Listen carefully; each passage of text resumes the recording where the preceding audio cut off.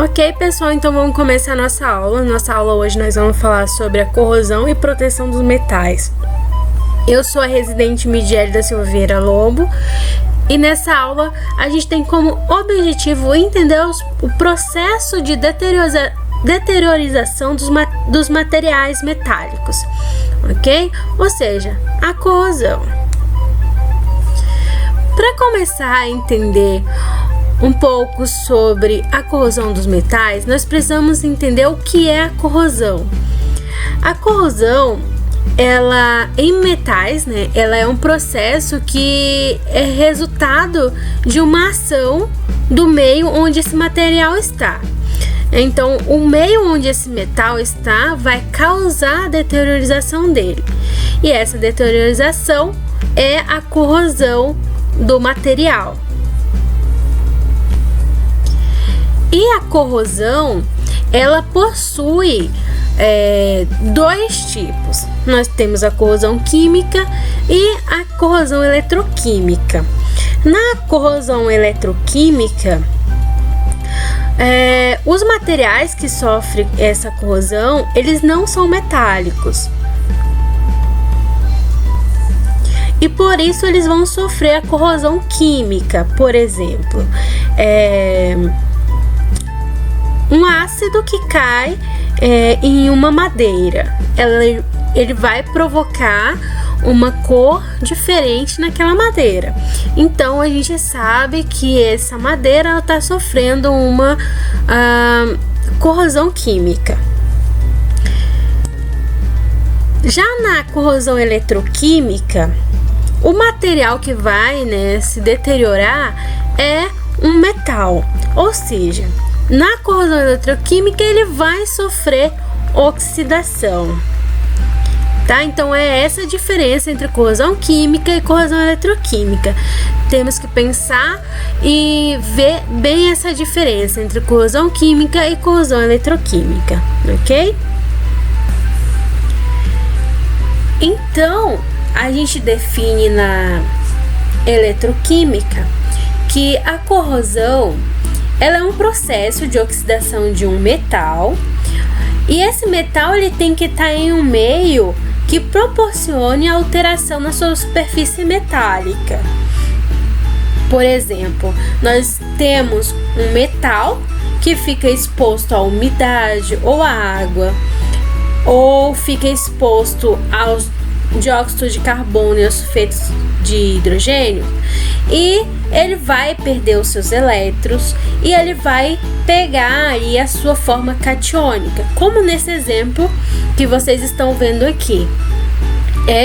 Aqui nesse exemplo de oxidação genérico, a gente vê um M que representa um metal que está em sua forma original, e o seu NOx é igual a zero, o seu número de oxidação é igual a zero. Ele vai sofrer oxidação por meio da umidade do ar, da água, o dióxido de carbono ou sulfetos de hidrogênio, e vai passar para a sua forma catiônica, ou seja, ele vai perder alguns elétrons. Se aqui ele era zero e aqui ele passou para mais um, aqui ele vai ter perdido um elétron, e assim por diante. E isso pode acontecer com os metais. Mais à frente eu vou mostrar para vocês uma tabelinha com o potencial de redução e de oxidação dos metais. Um bom exemplo de oxidação que nós conhecemos mundialmente, acho que todos aqui já ouviram falar sobre a Estátua da Liberdade, que fica nos Estados Unidos. Não sei bem qual que é a cidade, mas fica nos Estados Unidos. Desculpa, eu não saber a cidade.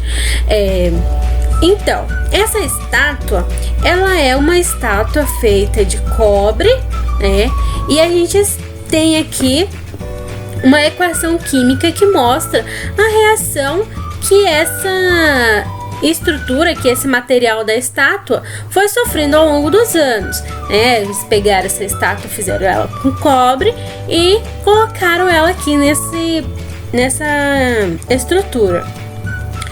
Então, aqui nós temos uma equação do cobre. né? Nós temos 2 cobre na presença de água, pode ser a água da chuva, né? Que sempre chove, não tem jeito. E essa estátua está exposta à chuva, está exposto ao O2, que é a umidade do ar, a grande quantidade de dióxido de carbono, que é também liberado no ar por meio, né, do consumo aí dos combustíveis de carro, de ônibus, etc, de outras coisas. Então, nós temos aqui essa equação do cobre reagindo com água e com esses outros elementos. E formando aqui tanto o hidróxido de cobre quanto o carbonato de cobre, certo? E esses dois elementos, esses dois compostos aqui, que está sendo resultado dessa exposição do cobre, ele está caracterizando essa nova cor, essa nova aparência que a estátua tem. Que quando essa estátua foi construída, acho que todos aqui já viram também a cor do cobre. O cobre ele não é verde, né? Então a gente vê que essa estátua ela passou de uma cor do cobre para a cor verde aqui dessa estátua, tá? Então foi isso que aconteceu. O cobre se oxidou, provocando aqui nessa área externa essa camada colorida, né, de uma cor totalmente diferente daquela que ela tinha antes. Então esse é um bom exemplo de oxidação. Acho que todo mundo vai ter visto alguma vez na vida essa estátua, nem que seja em filme. Outro exemplo muito comum de corrosão que acontece muito no nosso cotidiano é a corrosão do ferro. O ferro ele pode ser oxidado quando ele fica exposto à água, fica exposto também à umidade do ar. Podemos observar que os nossos portões, por exemplo, o portão da minha casa é feito de ferro. E tem algumas partes desse portão que ele está sendo deteriorado, né, pela água da chuva, pela exposição dele ao ar, né? Então, aqui no Brasil, principalmente, tem bastante esse problema, porque o nosso país ele é um país de clima úmido. Então, essa umidade que tem no ar, ela provoca bastante a oxidação desse tipo de metal, como é o caso do ferro.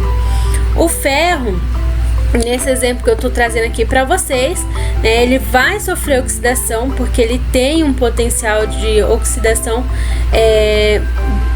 bem grande aqui, quando exposto à água e à umidade do ar, tá? Então a gente, para poder acontecer a oxidação, a gente vai ter que ter um redutor. Lembrando que eu acho que você já deve ter visto sobre a oxirredução, né? Então esse processo de oxidação e redução aqui que eu estou mostrando para vocês, ele acontece juntos, né? Então, se alguém, como o ferro aqui, está perdendo elétron, tem que estar alguém recebendo esses elétrons, certo? Então, o ferro não vai apenas perder os seus elétrons por perder, ele vai perder para alguém que está tendo essa capacidade de ganhar esses elétrons, ok? E quando o ferro perde os seus elétrons, né, ele passa aqui de ferro 0, seu NOx aqui é 0, ele passa para ter o NOx 2+. E aí ele libera esses 2 elétrons aqui. E ao final da nossa equação, a gente tem essa equação global aqui, que essas duas reações, a de oxidação e a de redução, elas são conhecidas como reações semi-reações. E a reação final, onde representa todas essas duas reações, mostra a reação global. E a reação global aqui da formação do ferrugem. Como eu disse, que nós temos a corrosão química e a reação a corrosão eletroquímica, eu vou mostrar para vocês a corrosão, como que acontece a corrosão química. A corrosão química ela acontece como meio corrosivo, sendo os casos mais comuns a reação como o oxigênio. Por exemplo, a oxidação seca, onde a gente tem a oxidação de um metal em meio reagindo com o oxigênio, formando um óxido daquele metal, tá? Então, geralmente o óxido do metal ele forma uma camada passiva, uma barreira para que a oxidação continue. Então, esse tipo de corrosão ela é chamada de corrosão química. Aí nós temos a corrosão eletroquímica. Ela não é uma corrosão seca, ela é uma corrosão que ocorre em meio de soluções ácidas e que tem elevadas concentrações de íon H+. Nesse caso, há uma reação de redução do hidrogênio. Como vocês estão vendo aqui nesse exemplo, nós temos o exemplo do hidrogênio, né, que está em meio a uma solução ácida. Ele vai ter que ganhar 2 elétrons para que ele fique na sua forma, né, de metal. Não.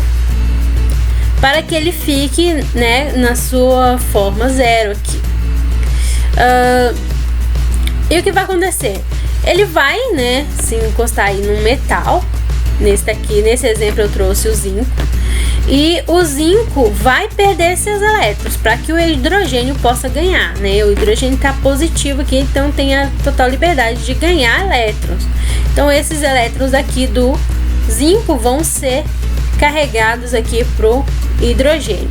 E no final da nossa reação global, nós temos aqui que o zinco ele vai se oxidar e o hidrogênio ele vai reduzir. Como nós podemos ver também aqui, nós temos uma placa de zinco.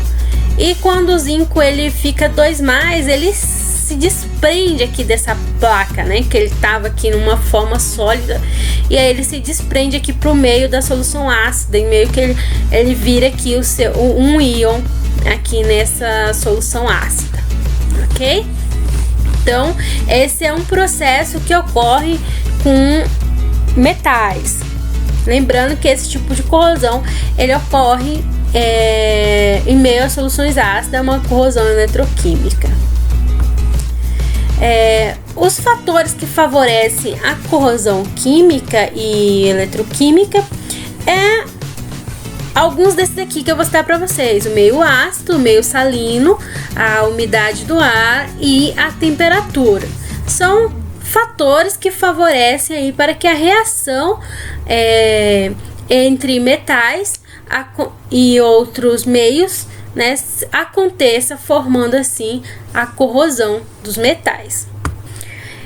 E para a gente entender melhor esse processo, eu trouxe um vídeo aqui para a gente observar o que acontece quando nós temos um metal em meio ácido ou meio aquoso, ok?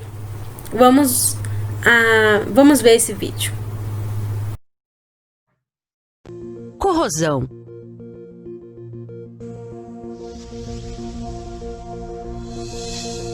Quando a superfície de um metal é atacada pelo ar, pela água ou por outras substâncias, sabe-se que estas a corroem. Esse fenômeno é conhecido como corrosão. No caso do ferro e do aço, o processo de corrosão é também conhecido como enferrujamento. A corrosão nem sempre é prejudicial, como no caso do alumínio, por exemplo. Na exposição ao ar, a superfície do alumínio fica coberta por uma fina camada de óxido de alumínio que adere fortemente à superfície e a protege de um futuro ataque. Esse é um dos motivos pelo qual o alumínio é usado amplamente na construção.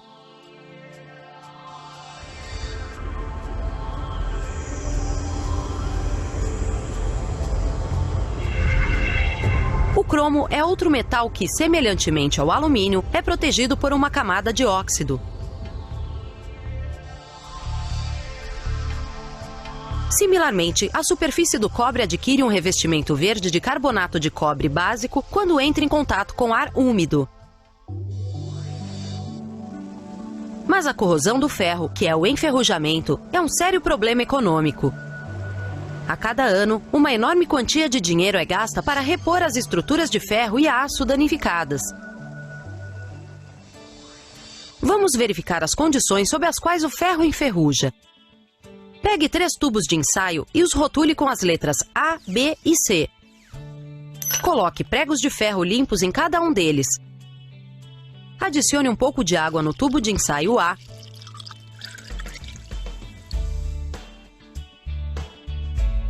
e um pouco de água destilada no tubo de ensaio B, com umas poucas gotas de óleo. Aqui, o óleo forma uma fina película na água, impedindo o ar de entrar em contato com os pregos.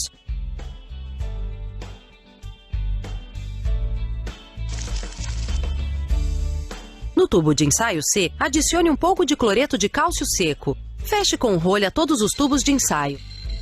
No tubo de ensaio C, o cloreto de cálcio absorve a umidade existente, o que faz com que o ar se torne seco.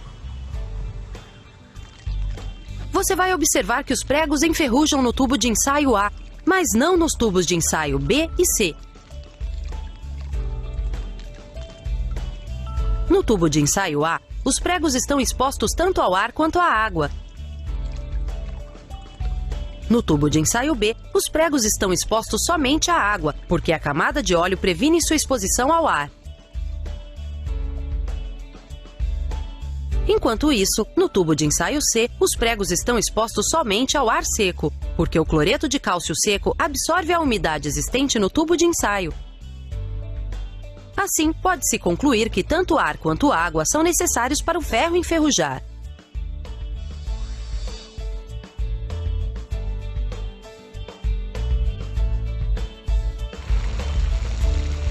Na temperatura ambiente, quando o ferro entra em contato com o ar úmido, ele reage lentamente com o oxigênio para formar o óxido férrico, Fe2O3.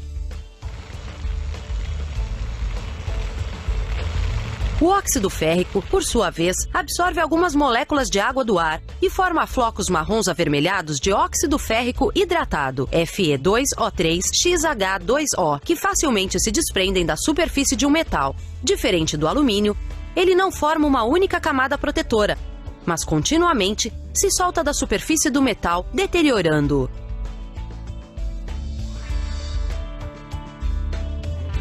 Os metais nobres como o ouro, a prata e a platina estão mais abaixo na série de reatividade dos metais.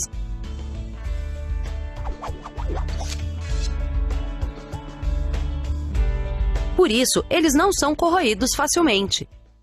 Então, vocês puderam observar aí no vídeo que ele fala sobre a corrosão nos metais e que para acontecer a corrosão, a gente precisa de um agente oxidante e de um agente redutor, certo? Em relação aos agentes oxidantes, nós temos o ar. O ar ele é considerado um agente oxidante muito comum, né? Muito frequente aí no nosso meio ambiente. Então, ele pode provocar a oxidação dos metais. E nessa equação aqui que vocês estão observando, eu trouxe para vocês, né, o potencial de redução que essa equação química tem. Então, nessa equação aqui, o potencial de redução do ar úmido é mais 1,23 volts. Então, a gente vai aprender a calcular isso aí daqui a pouco. A gente vai fazer alguns exercícios mostrando como calcular o potencial de oxidação ou de redução de um metal ou de um agente redutor, ok? Aí, quando você tem um agente oxidante e um agente redutor, a gente tem as famosas e mais conhecidas pilhas dos metais, né? Onde a gente vai ter a o fluxo de elétrons, né, partindo de um metal para o outro. E esse fluxo ele vai ocorrer por meio aqui, como vocês estão vendo nessa imagem, né, de um fluxo de elétrons. Por exemplo, desse lado nós temos uma placa de cobre e desse outro nós temos uma placa de zinco. Desconsidere, né, as imagens aqui que parecem humanos, tá? Isso representa apenas o movimento. Não imagine isso aqui como pessoas, isso não acontece com pessoas, tá, gente?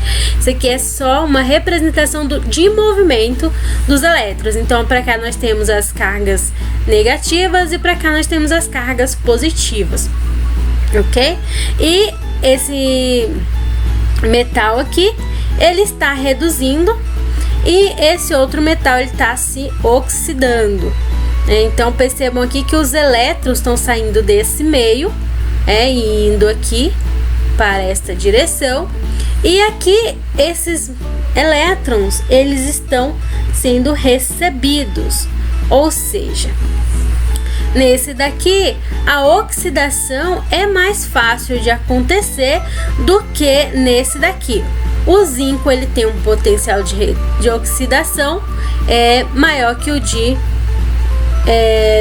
do cobre, né? Então ele é mais fácil de acontecer a oxidação do que o cobre acontecer a oxidação, ok? E quis trazer essa imagem aqui para representar isso, tá? E como eu falei, a corrosão eletroquímica ela vai acontecer em meio ácido, né? Vai precisar de uma ponte salina. Vocês são muito bons no inglês, né, gente? Então vai acontecer por meio de uma ponte salina e que vai provocar esse fluxo de elétrons aqui, né? Essa energia aqui que está acontecendo é o fluxo de elétrons. Então, gente, se a gente tiver o movimento de elétrons entre dois metais diferentes, aí eles estão formando uma pilha, né? Então, no exemplo que eu trouxe aqui para vocês, nesse exemplo aqui, de uma reação entre o ferro e o cobre formando uma pilha, né? Eles estão formando uma pilha de dois metais diferentes.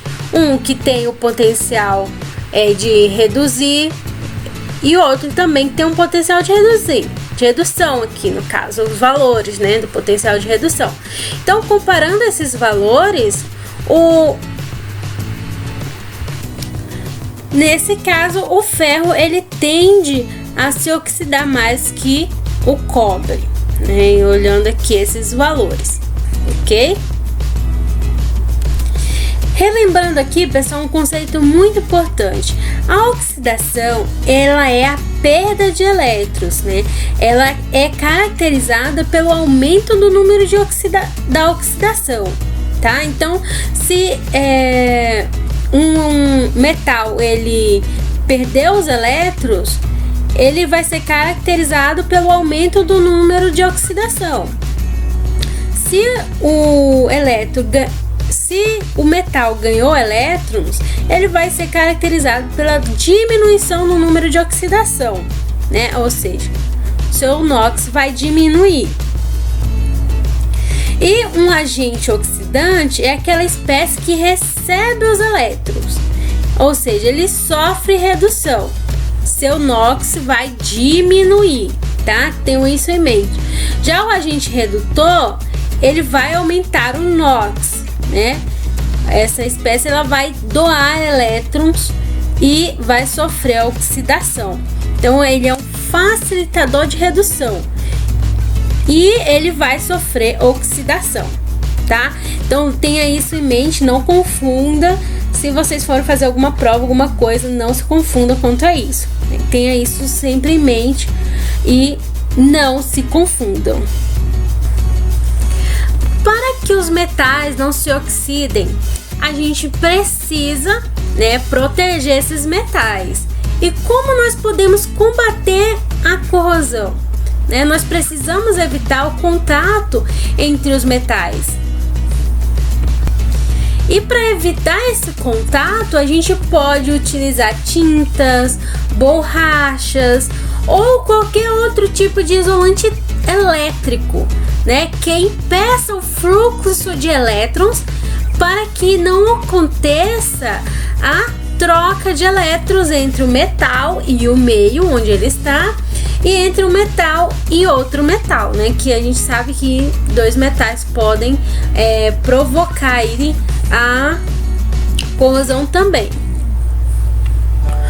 Ou outro método também de proteção dos metais é colocar em contato com um metal que você não quer que ele oxide, um metal que tenha um potencial de oxidação menor do que aquele que você quer proteger.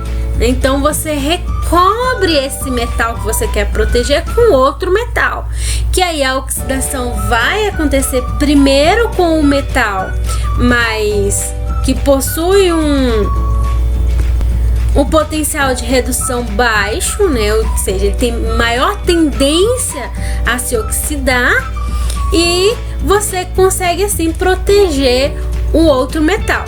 Esse tipo de método, pessoal, ele é chamado de metal de sacrifício, né? Por quê?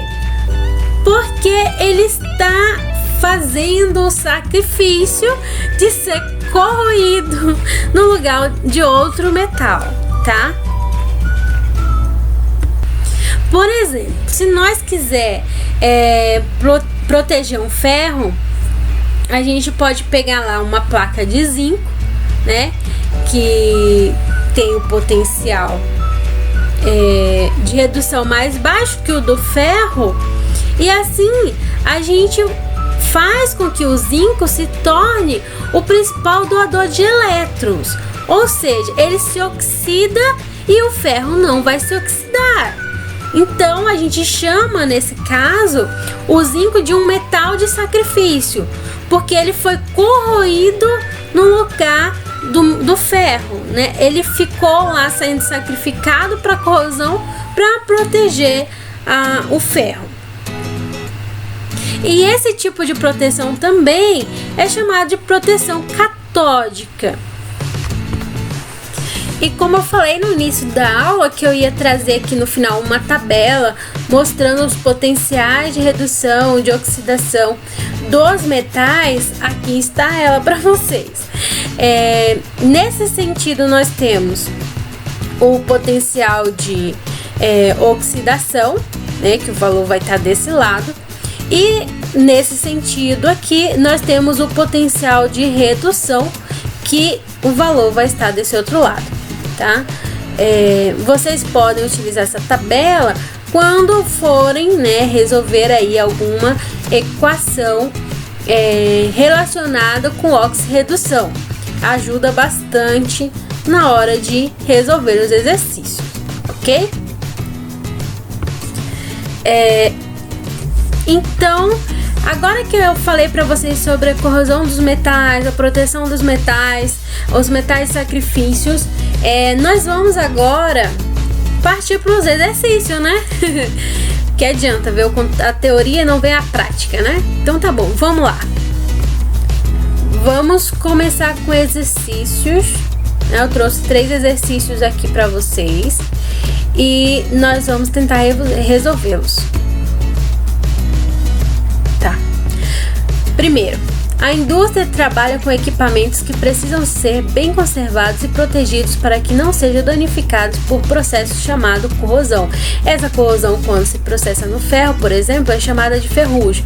E o oxigênio e a água estão presentes nesse processo, né? Lembra lá no início da nossa aula, eu falei que, né, para acontecer a ferrugem, o oxigênio e a água estariam presentes ali. Suas principais etapas são: uma região da superfície do metal serve de anodo, onde ocorre a oxidação, né? Então o ferro vai sofrer a oxidação. Uma outra região que serve de cátodo, onde os elétrons cedidos pelo ferro reduzem o oxigênio atmosférico à água, é representado por, né, aqui o A e a água sendo fazendo acontecer a reação, e a reação global, onde mostra o resultado final de ferrugem, né? Para essa reação, o valor do potencial padrão em volts, desculpa aqui o meu erro, será... Então, para a gente calcular esse potencial padrão em volts, a gente tem uma